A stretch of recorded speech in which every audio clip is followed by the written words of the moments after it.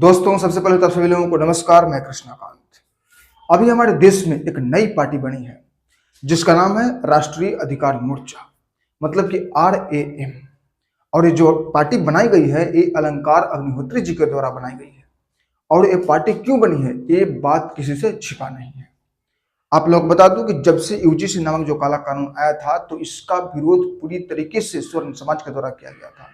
मतलब जितने भी जनरल कैटेगरी में जो लोग आते हैं, जैसे कि राजपूत हो गए, ब्राह्मण हो गए, कायस्थ हो गए, बनिया हो गए, इन सभी के द्वारा इस काला कानून का विरोध किया गया था पूरी तरीके से। और आज भी इसका विरोध किया जा रहा है। और आपको बता दूं कि अब इसके लपेटे में आरक्षण और SC/ST एक्ट भी आ चुका है। तो ये जो राष्ट्रीय अधिकार मोर्चा जो ये पार्टी बनाई गई है, ये पार्टी क्यों बनाई गई है? क्योंकि भाजपा की सरकार ये बात सुन नहीं रही थी, स्वर्णों की बात सुन नहीं रही थी। तो इसीलिए अलंकार अग्निहोत्री जी के द्वारा अपनी खुद की स्वर्णों की पार्टी बनाई गई जिसका नाम राष्ट्रीय अधिकार मोर्चा रखा गया। तो ये जो राष्ट्रीय अधिकार मोर्चा जो पार्टी है, ये भेदभाव अन्यायपूर्ण जो नीति है इससे लड़ने के लिए एक ये जो पार्टी है ये बनाई गई है। तो भेदभावपूर्ण नीति के खिलाफ में लड़ाई लड़ने के लिए मैं भी इस पार्टी को ज्वाइन किया हूं। और आप सभी लोगों से मैं आग्रह करता हूं कि आप भी इस पार्टी को ज्वाइन करें। और आपको बता दूं, इस वीडियो के माध्यम से आपको ये भी बताऊंगा कि इस पार्टी को ज्वाइन कैसे करेंगे। तो सबसे पहले आपको बता दूं कि आप सबसे पहले गूगल पे जाइए और वहां पर सर्च कीजिए राष्ट्रीय अधिकार मोर्चा। अब जब सर्च करेंगे तो उसके बाद में आपको बता दूं कि सबसे पहला जो वेबसाइट होगा उस पर क्लिक कीजिएगा। उस पर क्लिक करेंगे तो आपको जो 3 डॉट दिखाई दे रहा है, ये जो 3 लाइन जो दिखाई दे रहा है उस पर क्लिक करिएगा। उस पर क्लिक करने के बाद में आपको बहुत सारे ऑप्शन आएंगे। तो उसमें आपको देखना है कि सदस्य बने, मतलब इस पार्टी से जुड़े, मतलब साफ वहां पर लिखा रहेगा सदस्य बने। तो उस पर आपको क्लिक करना है। और उस पर क्लिक करने के बाद में जब उस पर आप क्लिक करेंगे तो 4 स्टेप आएंगे और कहीं कहीं पे 6 स्टेप आएंगे। किसी किसी में 6 स्टेप आएंगे और किसी किसी में 4 स्टेप आएंगे। तो उन 4 स्टेप, जिसके फोन पे 4 स्टेप आएंगे, वो पूरी के पूरे 4 स्टेप को पूरी तरीके से भर देना है। और भरने के बाद में उसको कंप्लीट करना है तो आपको सक्सेसफुल का मैसेज गिरेगा। और किसी के मोबाइल पे अगर 6 स्टेप आ रहे हैं तो 6 स्टेप को पूरी तरीके से उस फॉर्म को फिल करें। उसके बाद में आपको सक्सेसफुल का मैसेज गिरेगा। अब सक्सेसफुल का मैसेज गिरने के बाद में आपको बता दूं कि 1 दिन के बाद में फिर से आपको गूगल पे जाना है, राष्ट्रीय अधिकार मोर्चा सर्च करना है। उसके बाद में आपको सीधे लॉगिन पे क्लिक करना है। और लॉगिन पे क्लिक करेंगे तो आपका मोबाइल नंबर वगैरह मांगेगा। उसके बाद में उसमें डब भरिए और पूरी तरीके से आप उस पार्टी से जुड़ जाएंगे। और इस पार्टी को आप भी जुड़िए, बहुत बड़ी संख्या में जुड़िए। और आपको बता दूं कि ये जो वेबसाइट है इसमें कुछ दिक्कत है, टेक्निकल दिक्कत है, लेकिन आप फिर भी उसके बावजूद भी आप इस पार्टी से जुड़िए। इसलिए नहीं कि ये पार्टी बहुत मजबूत बने, इसलिए जुड़िए ताकि बीजेपी की जो भाजपा की सरकार है उसको धक्का लगे। जिस तरीके से भाजपा की सरकार ये सोच करके बैठी है कि स्वर्ण लोग कहीं नहीं जाएंगे, अगर उसके खिलाफ में कुछ भी करेंगे, उसके ऊपर जितना भी हम अन्याय कर लें, जितना भी आरक्षण के तौर पर, आरक्षण के नाम पर उसके ऊपर कितना भी अन्याय कर लें, तो ये जो स्वर्ण समाज के लोग हैं, जो जनरल कैटेगरी के लोग हैं, वो कहीं नहीं जाएंगे, वो हमारे पास ही आएंगे। ये जो भ्रम है बीजेपी का, ये भ्रम जो है बीजेपी का, ये फटेगा, ये खत्म होगा। आपको बता दूं कि बीजेपी ये सोचती है, बीजेपी यही सोचती है। और बीजेपी को क्यों कर रहा हूं? क्योंकि बीजेपी जो है उस स्वर्णों की बात करता है, हिंदुत्व की बात करता है। तो मैं किससे कहूं? मैं कोई जो कांग्रेस की सरकार है, जो समाजवादी जो पार्टी है, उसको क्यों कहूं? क्योंकि वो साफ कहती है कि मैं दलित के लिए लड़ता हूं, मैं दलितों के उत्थान की बात करता हूं। वो अपने स्थान पर क्लियर है। लेकिन तुम जिस तरीके से कहते हो, सॉरी तुम कहा गया, जिस तरीके से जो भाजपा की सरकार है वो ये बात कहती है, स्वर्णों की बात करती है और हिंदुत्व की बात करती है। और यहीं पे एक तरीके से देखा जाए तो स्वर्णों के टांग पर कुल्हाड़ी मारती है। आरक्षण मतलब रिजर्वेशन को, तरह तरह के नियम को ला करके, जिस तरीके से अभी UGC नामक काला कानून लाया गया था। और जो भाजपा की सरकार है वो सोचती है। अब देखिए किस तरीके से, मतलब किस तरीके से भेदभावपूर्ण नीति होता है। एक बच्चा स्कूल में मान के चलिए कि एक स्कूल में मान के चलिए, स्कूल में सभी समाज के लोग बैठते हैं। कोई दलित समाज का बच्चा बैठता है, OBC कैटेगरी का बैठता है, SC का बैठता है। उसके बाद में आपको बता दूं कि स्वर्ण समाज के बच्चे उसमें बैठते हैं, सब साथ में खेलते हैं। उनको कुछ पता नहीं होता है कि हमारे साथ भेदभाव अन्यायपूर्ण नीति हो रही है। और बढ़ते बढ़ते जब आगे जाते हैं, आगे जब पढ़ाई कंप्लीट करते हैं, तो उसके बाद में जब वो कॉम्पिटिटिव एग्जाम में किसी भी एग्जाम हॉल में बैठते हैं तो एग्जाम हॉल में बैठने के बाद में एक का 90 परसेंटाइल आता है और एक का 60 परसेंटाइल आता है, और जिसका 90 परसेंटाइल आता है उसका कट ऑफ जाता है 92, उछट जाता है, और दूसरे का 60 परसेंटाइल ला करके वो जॉब ले लेता है। तब उसको समझ में आता है और तब उसके दिल पर धक्का लगता है, अरे यार ये हमारे साथ भेदभावपूर्ण नीति हुआ है, हमारे साथ भेदभाव हुआ है। और इसका नाम लोग क्या ले लिए हैं? अधिकार की नाम ले लिया है। इसको लोग अधिकार कहते हैं।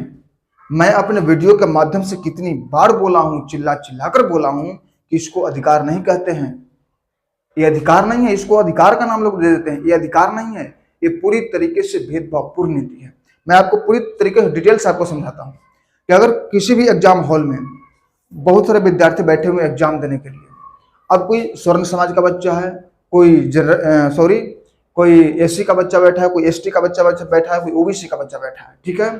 अब उस एग्जाम हॉल में अगर केवल और केवल जनरल कैटेगरी के लोगों को बैठने का अधिकार दिया जाए, बाकी सबको नहीं बैठने का अधिकार दिया जाए, और उसके लिए अगर आप लड़ रहे हैं, तब कहेंगे उसको कि आप अधिकार की लड़ाई लड़ रहे हैं। कि आप इस तरीके से ना अधिकार की लड़ाई लड़ेंगे कि आपको एग्जाम हॉल में नहीं बैठने दिया जा रहा है, और उसके लिए जब आप लड़ेंगे तब उसको कहेंगे कि हाँ आप अधिकार की लड़ाई लड़ रहे हैं, हमें उस एग्जाम हॉल में बैठने का अधिकार है, और जबकि आपको बैठने दिया जा रहा है। और अगर नहीं बैठने दिया जाएगा और उसके लिए आप लड़ेंगे, तब जाकर के आप कहेंगे कि हाँ अधिकार के लिए लड़ रहे हैं। लेकिन एक ऐसा अधिकार है, आपको एग्जाम हॉल में बैठने दिया जा रहा है। ऐसा तो नहीं है कि जो जनरल कैटेगरी के लोग हैं उसको मतलब उस परीक्षा को देने के लिए 3 घंटा का समय दे रहा है, और जो दलित समाज का बच्चा है उसको मतलब एग्जाम हॉल में बैठने के बाद में उसको परीक्षा देने के लिए मात्र 1.5 घंटा का समय दे रहा है। ऐसा तो नहीं है, सभी को बराबर समय मिल रहा है। लेकिन सभी को बराबर समय मिलने के बावजूद एक बच्चा जो कि 90 परसेंटाइल आता है वो छट जाता है, और एक का 60 परसेंटाइल आता है वो जॉब ले लेता है।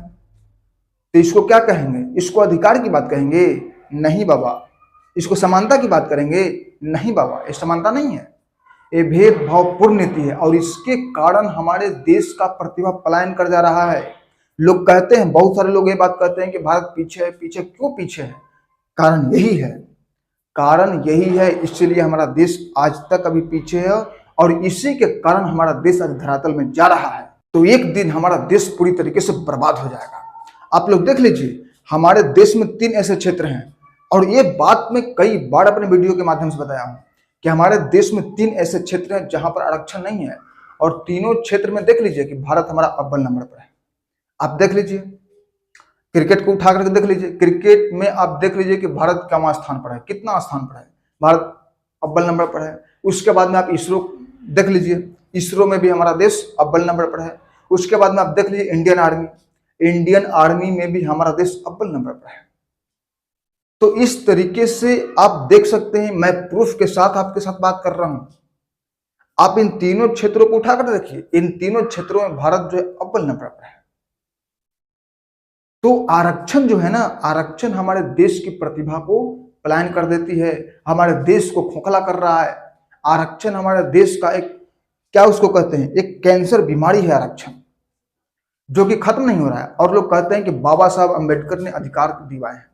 अरे भाई, बाबा साहब अंबेडकर, चलिए उनकी बात को हम मान लेते हैं, उनकी बात को रखते हैं हम यहाँ पर, लेकिन बाबा साहब अंबेडकर ने तो सिर्फ शुरुआती 10 सालों के लिए आरक्षण की बात कहे थे, और वो भी राजनीतिक पदों के लिए किया गया था, बस केवल और केवल राजनीतिक पदों पर।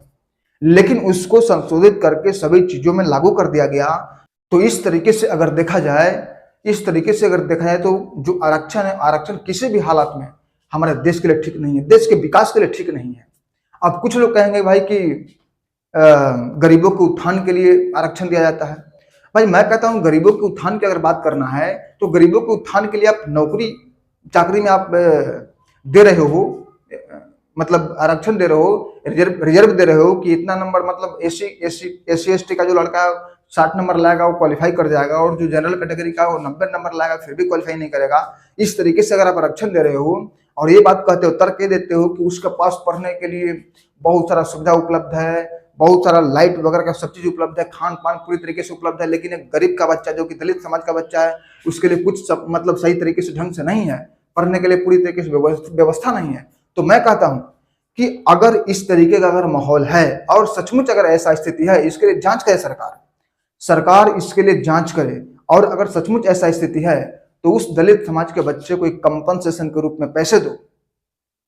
पढ़ने के लिए उस दलित समाज के बच्चे को कंपनसेशन के तौर पर, कंपनसेशन के रूप में पैसे दो, पढ़े लिखे योग्य बने, उसके बाद उस पद पर जाए, उसके बाद उस पद पर जाए, तब जाकर के ना देश की जो हालात है सुधरेगा, तब जाकर के देश की हालत सुधरेगा।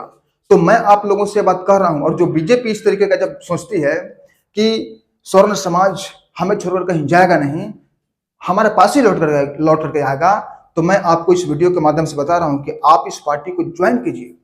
जितनी बड़ी संख्या में आप ज्वाइन कीजिएगा, बीजेपी को झटका लगेगा।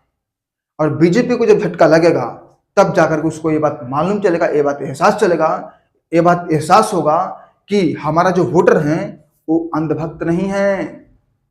बहुत से लोग ये बात कहते हैं कि भाई जो बीजेपी का समर्थक है उसको लोग खुलेआम कहते हैं कि अंधभक्त है उसको, तब जाकर, और बीजेपी भी ये बात को समझ लिया था कि हमारे जो वोटर हैं अंधभक्त हैं। लेकिन जब उसको एक झटका लगेगा, जब बीजेपी को झटका लगेगा, तब मालूम चलेगा कि नहीं, हमारा जो वोटर है वो अंधभक्त नहीं है, हमारे काम के लिए वो वोट देता है। हम जिस तरीके से काम करते हैं तब जाकर के हमें वोट देता है। और मैं आपको बता दूं कि बहुत से लोग ये बात कहते हैं कि अब बीजेपी के तुम अंधभक्त हो यार, बीजेपी की केवल बात करते हो। लेकिन मैं आपको बता दूं कि मैं बीजेपी का अंधभक्त नहीं हूं। अगर मैं बीजेपी का अंधभक्त होता तो यहां पर मैं बीजेपी का विरोध नहीं करता। और इस वीडियो के माध्यम से मैं ये भी बात बता रहा हूं कि यूपी में जो योगी आदित्यनाथ जी हैं, मैं उनका सम्मान करता हूं। लेकिन बहुत से लोग क्या कहते हैं कि योगी आदित्यनाथ बहुत अच्छे हैं, बहुत अच्छे हैं। लेकिन मैं इस वीडियो के माध्यम से आपको बता रहा हूं कि योगी आदित्यनाथ जी अच्छे तब होते जब यूजीसी नामक जो काला कानून है उसके खिलाफ, या मतलब उसके ऊपर कोई अभी तक बयान नहीं दिए हैं, अभी तक कोई बयान नहीं दिए हैं। तो मैं कैसे मानूं कि जो योगी आदित्यनाथ जी हैं वो बहुत अच्छे हैं, मतलब पूरी तरीके से सबका साथ सबका विकास की बात करते हैं। कैसे मैं कहूं? और मैं योगी जी को तहे दिल से सम्मान करता हूं। लेकिन जहां इस पोजीशन पर जब बात आती है तो योगी जी एकदम साइलेंट, चुपचाप रहते हैं। और चुपचाप रहकर भी आपको बता दूं कि चुपचाप, मैं इतना तक मानता हूं कि वो चुपचाप रहकर वो बीजेपी के समर्थन में है। तो मैं इस वीडियो के माध्यम से आग्रह भी कर रहा हूं आपको कि अगर योगी जी यूजीसी नामक जो काला कानून है, जो आरक्षण है, जो SC/ST जो एक्ट है, इसके ऊपर अगर वो खुलकर बात नहीं करेंगे तो मैं कह रहा हूं इस वीडियो के माध्यम से कि आप उनको वोट मत दीजिए, आप उनको वोट मत दीजिए। तब जाकर के बीजेपी को झटका लगेगा। आप सीधे राष्ट्रीय अधिकार मोर्चा को वोट दीजिए। और जिस तरीके से लोग बोलते हैं कि आरक्षण इसलिए लाया गया कि हमारे ऊपर शोषण होता है, अरे भाई हमने कभी नहीं देखा शोषण, हमने कभी शोषण नहीं देखा है कि स्वर्ण समाज, दलित समाज का शोषण किया है। हमने, हमारी आंखों के सामने तो कभी हुआ नहीं है ऐसा, कैसे हम मान लें? आज जिस तरीके से हम देख रहे हैं, आज तो हम ये देख रहे हैं कि स्वर्ण समाज के ऊपर दलित समाज के द्वारा शोषण किया जा रहा है। जैसे कि छपरा की घटना को आप देख लीजिए, छपरा की जो ठाकुर की बिटिया थी उसके साथ किस तरीके का व्यवहार किया गया। उसके बावजूद भी पुलिस प्रशासन के द्वारा उस मामला को मतलब दबाया जाने लगा, उसको आत्महत्या कोशिश किया गया कि मतलब आत्महत्या के रूप देने के लिए कोशिश किया गया कि वो आत्महत्या है।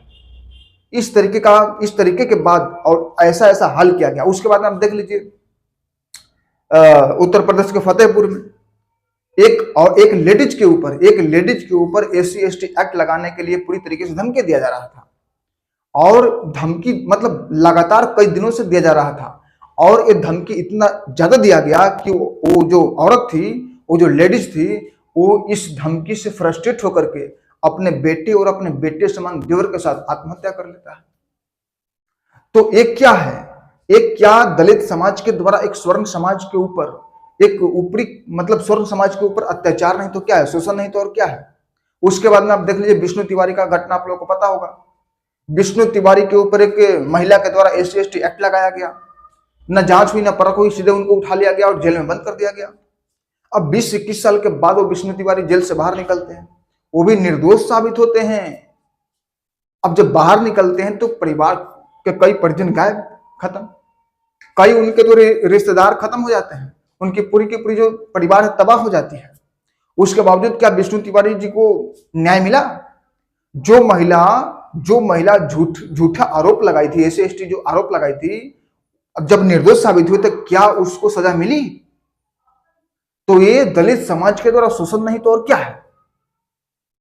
मैंने आज देख रहा हूं। अब कुछ लोग कहेंगे कि 100 साल पहले स्वर्ण समाज दलित समाज के ऊपर शोषण करता था, 5000 वर्ष पहले की बात है कि उनको पानी नहीं पीने दिया जाता था। ऐसे ऐसे तर्क देते हैं यार, मैं कैसे मानूं? किस आधार पर मानूं? और मान लेता हूं आपकी बात को, रियर केस में अगर मान लेता हूं कि ऐसा हाल होता है तो वो तो रियर केस है। अब करोड़ों में एक जब ऐसा है तो इसका मतलब क्या है? इसका मतलब क्या है कि पूरी की पूरी समाज के ऊपर अत्याचार किया जाए, शोषण किया जाए।